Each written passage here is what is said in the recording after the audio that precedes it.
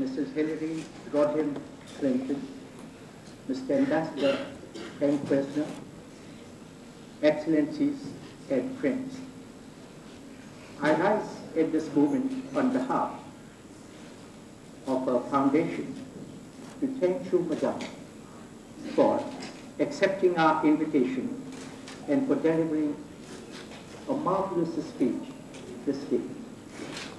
The message you have conveyed to us and the style and the manner in which you conveyed to us will be remembered for long and has made a mark on us. A fight is going on to eradicate injustices which we have inherited from the past and bring about life. And yet at the same time, we are very much worried that our progress should not be at the expense of those classes which have been ignored for long.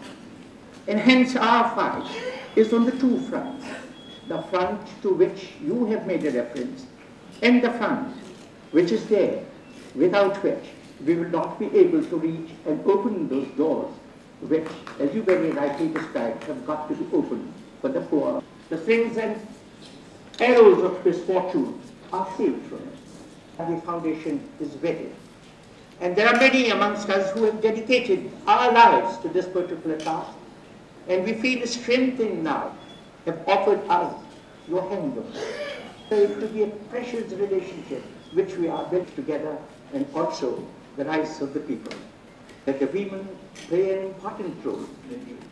We are constantly making an effort in the situation society to release women and their power. Some of our domestic life is controlled so hard and there. In the end, I would hold in to say to you that you have really come and the new society, the new order for which we are looking. I thank you once again for the events you have come over here to entrust us with the message that comes back to our invitation here. And I am indeed very sorry because this piece was missed. We